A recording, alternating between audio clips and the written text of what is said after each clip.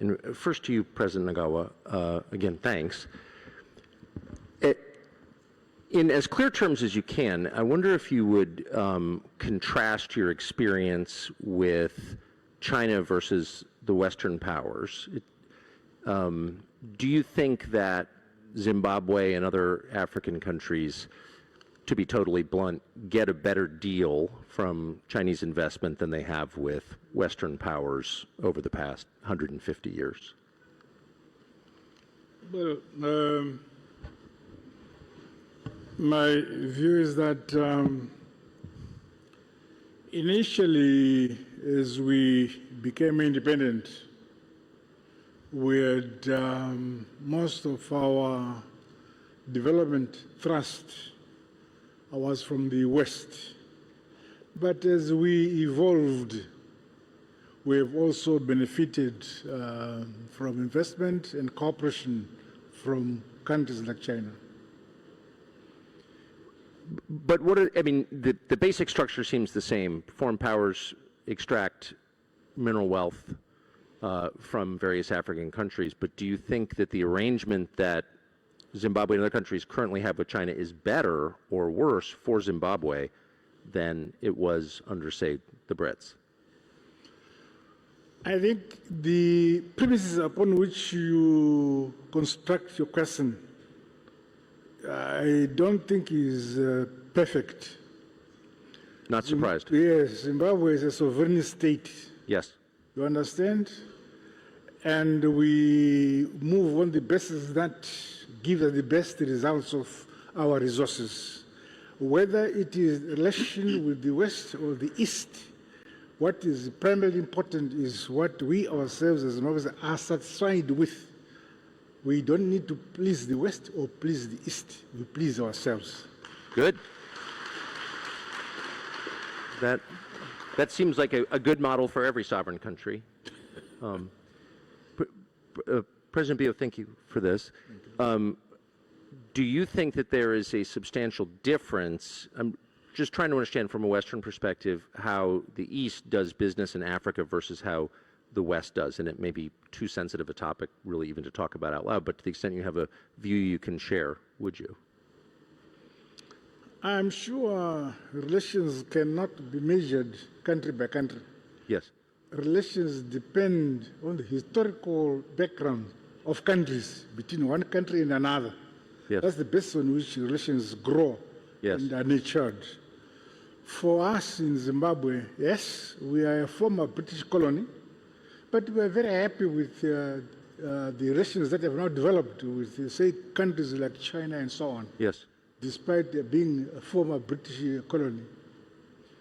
I think this may be one of these topics that's too difficult to talk about in public, so let me just ask you, President Bio, about one of the strengths of your country and the continent, which is its birth rate, which so far surpasses that of any other region in the world, and that seems like a strength. How has your country, Sierra Leone, but also many other countries in Africa, been able to maintain a birth rate at replacement when Europe, the US, Canada, lots of other parts of the world have not been able to? Thank you very much. I think we are hard workers, and we work both in the day and at night. And that is such great advice. It is essential to have young people and to keep the birth rate at the right level so that there is sustainability in development. What we do today, or as leaders, we provide the enabling environment, provide them with the tools, the young people to navigate the world, which is extremely tough, complicated, and evolving and changing all the time. So it is our responsibility to bear that in mind. We have to plan ahead, be ahead of the curve to be able to replace accordingly so that we don't have a gap in our development process. So we have been busy producing as much as we can, a lot of good people, and we are investing in their education so that they are fit for purpose for a world that is becoming digital and of course going extremely to the edge of technological advancement. If I could just ask a quick follow-up to you, Mr. President.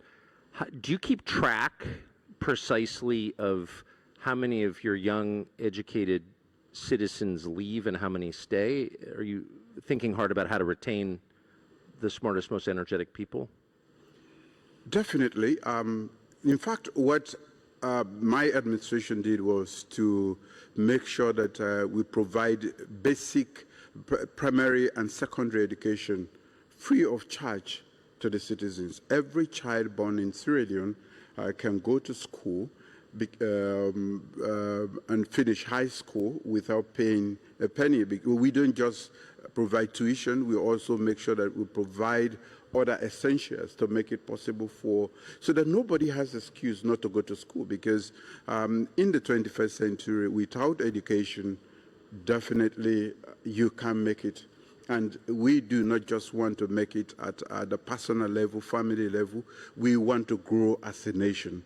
We want to be useful citizens of West Africa, the community that I chair today, but we also want to be useful citizens, global useful citizens that can contribute to the world. So we are taking stock of that, and we are educating them, equipping them. In fact, I call education as an equipment, a navigational equipment in a world that is becoming very, very complicated and complex. Thank you. President Boko, as you look at young people in Botswana who are educated and energetic, what's your pitch to them? What's your argument to them to stay in Botswana, not go to South Africa, Europe, the United States? Young people are generally innovative. They are entrepreneurial. They now have become digital natives, and that presents immense opportunities to them.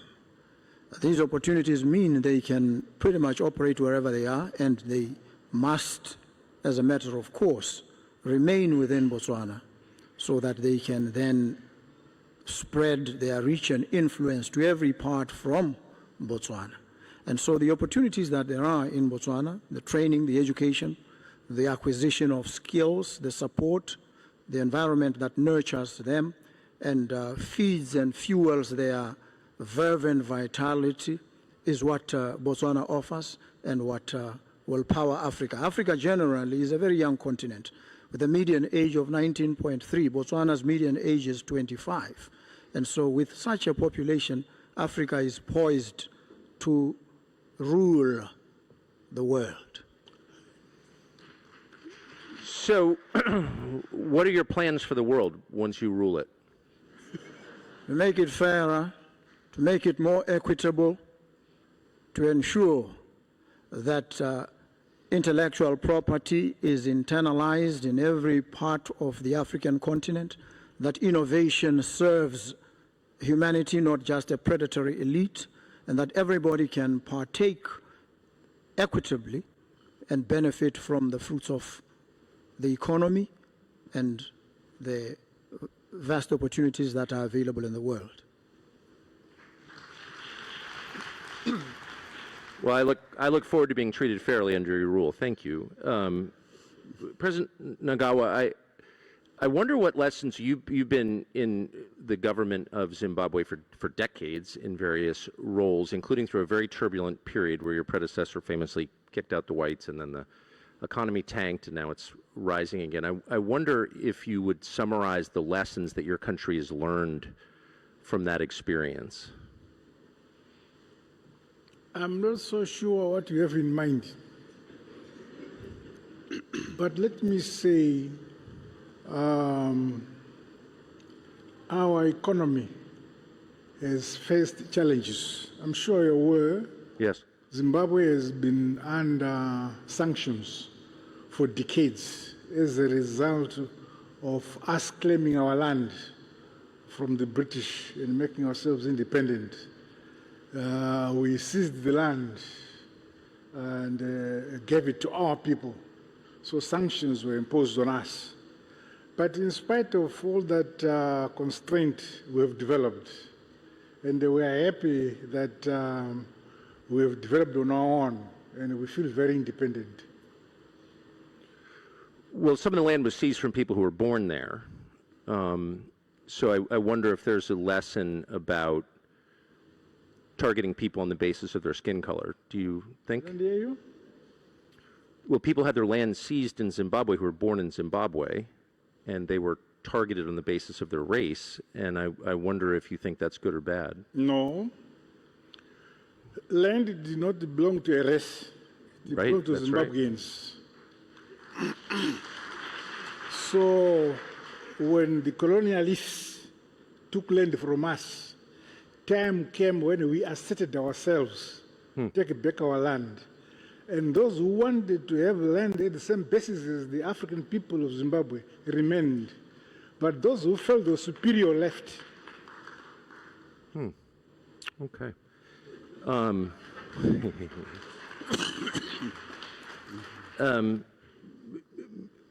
Mr. Bio, it does seem like, Mr. President, that the model of government around the world seems to be changing, and people seem to have lost confidence in democracy, at least in the West. People aren't quite as keen to promote democracy. Do you notice this? Do you think democracy is in retreat around the world? I think the world is in transition. Yes. And normally that comes along with instability. I normally refer to it as we are in a state of flux. Yes. We have been told to go democratic, and those who are leading the way or who have been teaching us to be democratic are no longer committed to that method of governance. So we are left to choose, but I still believe that democracy is the best method of governance, choosing who leads, especially a liberal democracy with all the freedoms that go with it, so that human rights and other liberties are observed and maintained. We remain committed to democracy, irrespective of the fact that there are now reversers, even in Africa, around the world. In fact, these days, when you listen to world news and other things, you hardly hear about democracy. You're very right. But we are committed to it because it is the best form until we can provide an alternative that can really sit well with us in society.